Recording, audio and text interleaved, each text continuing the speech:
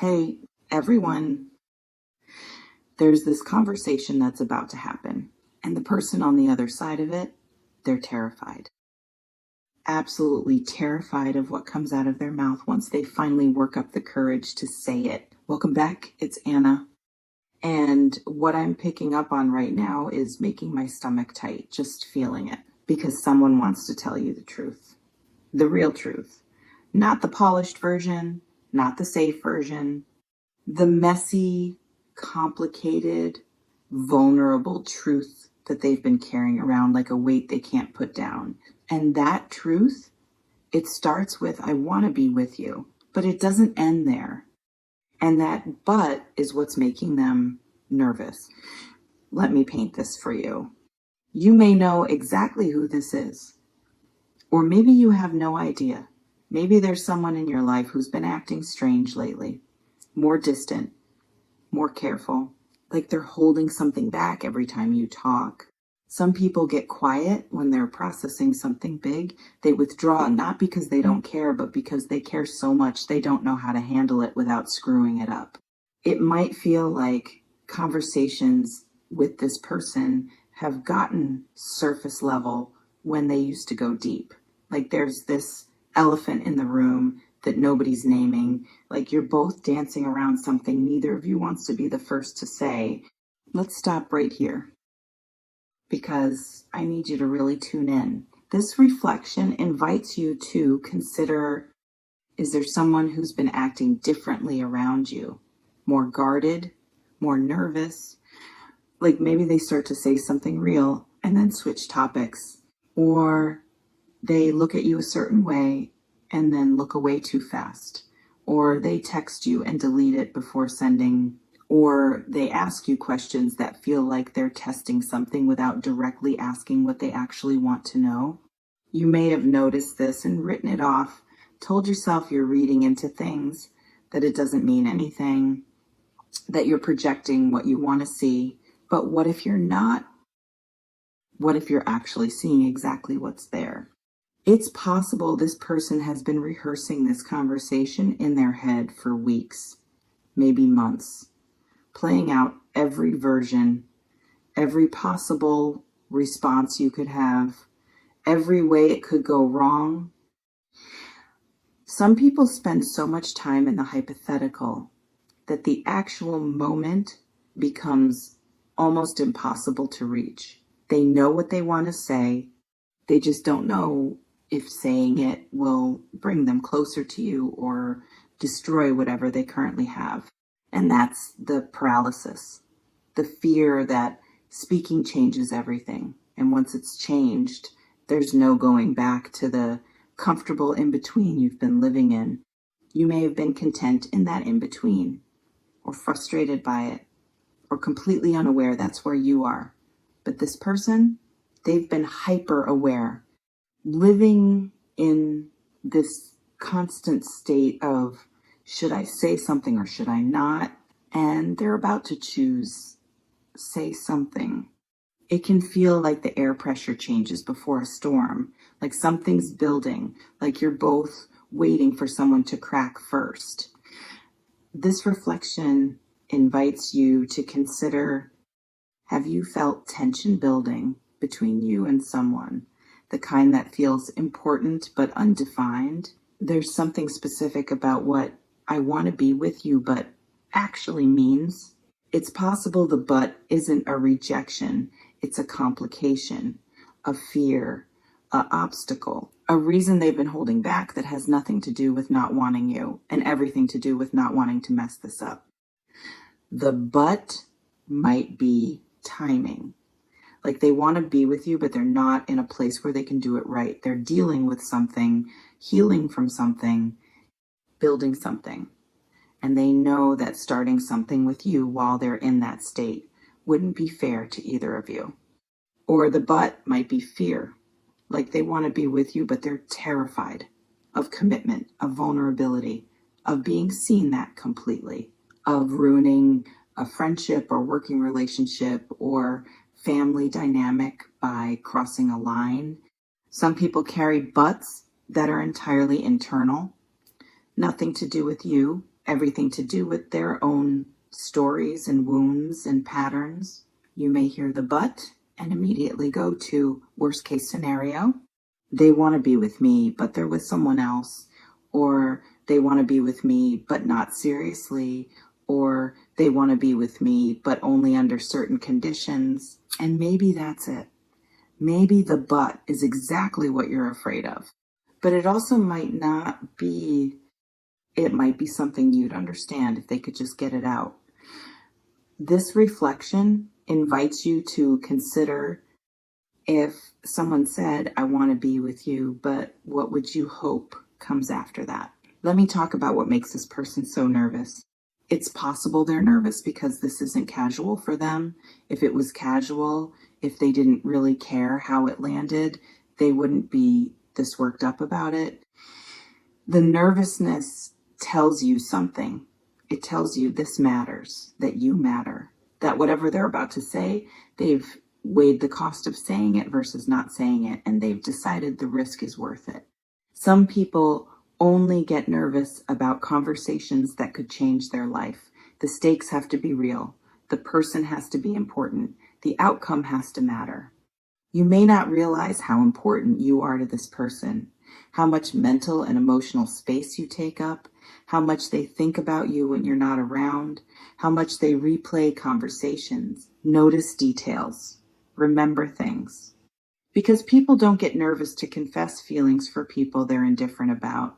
Nervousness means investment, means hope, means the possibility of loss, feels devastating. It can feel intense being on the receiving end of that. Like you're about to be handed something fragile and you didn't ask for the responsibility of not dropping it. This reflection invites you to consider, if someone confessed complicated feelings for you, how much responsibility would you feel to handle them perfectly? There's something about the truth part of this that needs attention. It's possible what they're calling the truth is something they've been hiding, not maliciously, but protectively. They've been showing you a version of themselves that's safer, more controlled, less vulnerable.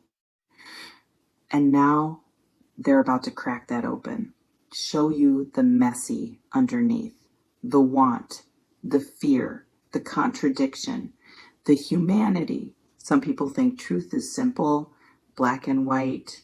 You feel something or you don't. You want someone or you don't. But real truth is usually complicated. I want to be with you, but I'm scared can both be true simultaneously.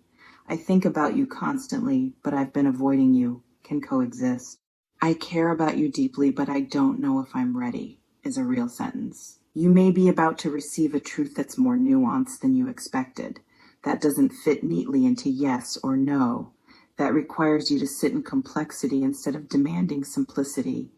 And that can be frustrating if you're someone who wants clear answers, who needs to know where you stand, who doesn't do well with ambiguity. But sometimes the most honest thing someone can say is, I want this, but I'm not sure how to do it right. This reflection invites you to consider, can you handle complicated truth? Or do you need simplicity to feel safe? Let me talk about what the confession itself might look like. It's possible it's not smooth.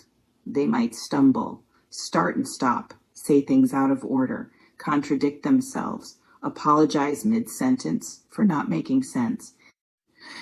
Because when people are genuinely nervous, they don't deliver perfect speeches. They ramble, they over-explain, they backtrack. They watch your face for reactions and adjust what they're saying based on what they think you're thinking. Some people will interrupt their own confession to ask, does this make sense? Or am I making this weird? Or should I just stop talking? You may need to help them through it, not by speaking for them, but by just being present, not rushing them, not making a face that makes them feel stupid, letting them get it out even if it's messy.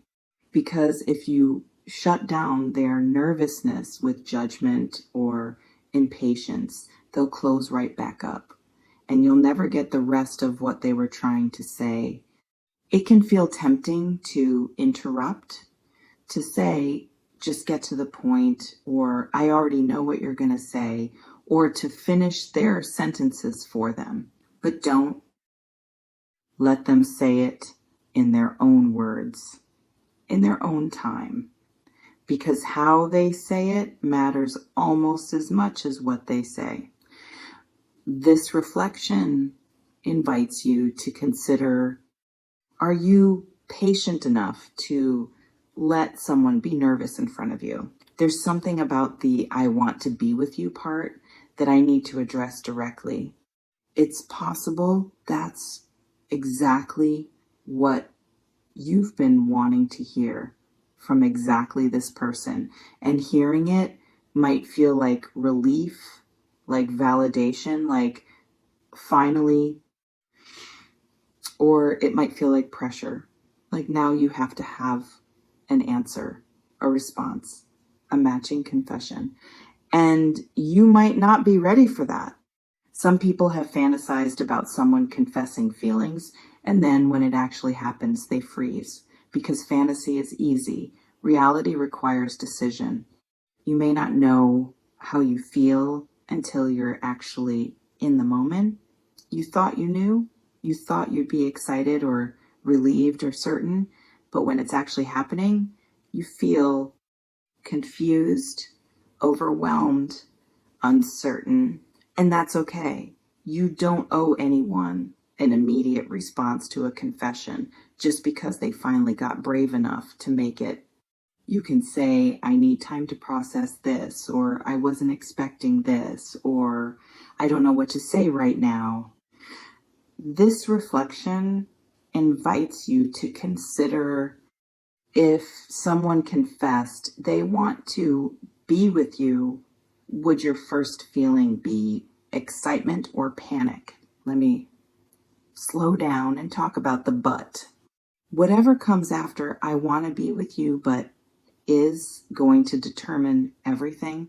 It's the make or break part, the part that either makes the confession beautiful or heartbreaking.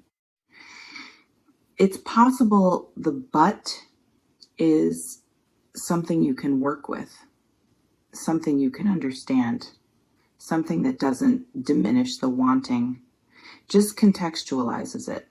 I want to be with you, but I need to finish healing from my last relationship first. I want to be with you, but I don't want to risk our friendship if this doesn't work. I want to be with you, but I'm moving in 6 months and I don't know how to navigate that. These are real obstacles, understandable fears, not excuses, not rejections in disguise, just complications. Some people can hear a but like this and say, okay, let's figure it out together.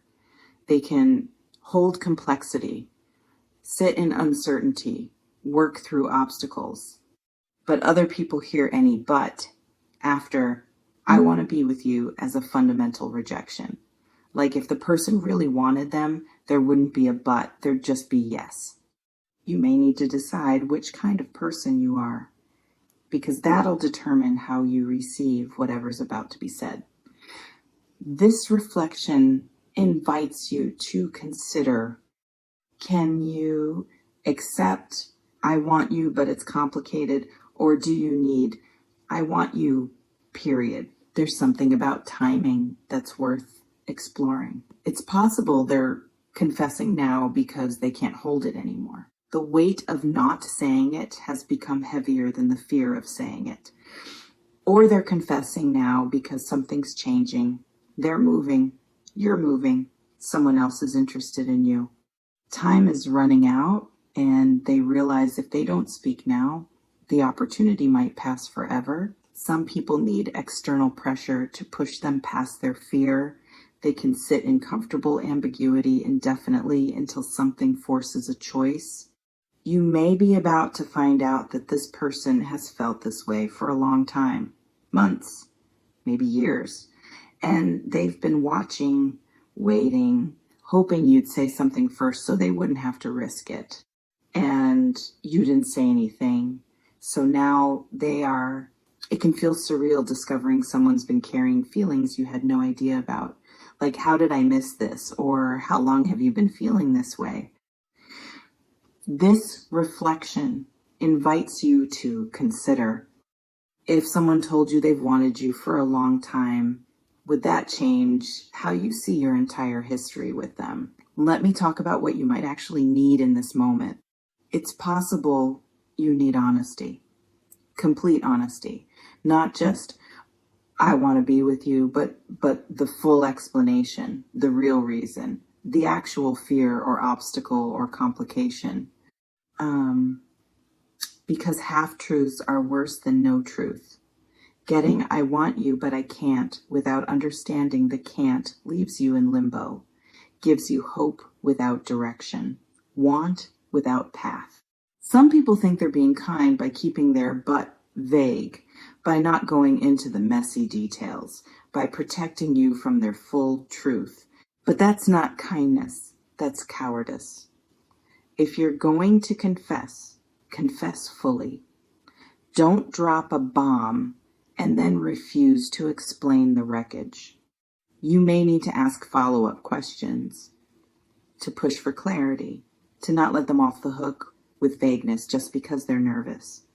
Because you deserve to understand, to have all the information, to make an informed decision about what this means and what you want to do with it. This reflection invites you to consider, are you comfortable asking direct questions when someone's being vague? There's something about your own feelings that deserves attention here. It's possible you've been waiting for this, or you've moved past waiting for this, or you never expected this and now you have to figure out if you even want it. Your feelings matter as much as theirs. Their confession doesn't obligate you to reciprocate. Their nervousness doesn't mean you have to be gentle if gentle isn't honest. Some people feel guilty when someone confesses feelings they don't share, like they led the person on somehow, like they should have seen it coming and prevented it. But you're not responsible for someone else's feelings. You didn't ask them to develop feelings. You didn't promise anything. You were just existing, being yourself. You may need to separate your care for this person from your romantic interest in them. You can value someone deeply and not want to be with them. You can appreciate their courage and still say no. This reflection invites you to consider, do you already know how you feel? Or do you need the actual confession to happen to find out? Let me talk about what happens after. It's possible this confession changes everything between you, even if you both want it to change, even if you say yes, even if the but turns out to be manageable. Because you can't unknow something once it's known. You can't go back to whatever you were before someone says, I want to be with you. The dynamic shifts. The stakes change. The way you interact carries weight. It didn't before. Some people mourn the before even as they move into the after. They miss the simplicity, the lack of pressure, the safety of not knowing. You remain in complete control of how you respond. You can match their vulnerability. You can ask for time. You can say you don't feel the same. You can say you're scared too. The power is yours. It always has been. You may notice reading this has brought someone specific to mind, someone you think might be about to do this, or someone you wish would do this, or someone you're hoping doesn't do this. Whatever it is, trust it. Take what resonates, leave what doesn't. Trust yourself to handle whatever comes. Before we close, I want to ask you something. If someone said, I'm nervous to tell you the truth, I want to be with you, but what would you hope the but is? Drop it in the comments if you want. And this, if you're the one who needs to have this conversation, what's stopping you? I'm nervous to come tell you the truth. I want to be with you, but And whatever comes after that but is going to determine everything. Maybe it's a but you can work through together. Maybe it's a but that means not now. Maybe it's a but that means never in the way you'd want. But at least you'll know. At least the truth will be out. At least you can stop living in the maybe. Not eventually. Soon. Trust yourself with this. Trust that you can handle the truth, whatever it is. And trust that honesty, even complicated honesty, is better than comfortable ambiguity. I'll see you in the next one. And listen, someone being nervous to tell you the truth means the truth matters, means you matter. That's worth something. Even if the but isn't what you want to hear,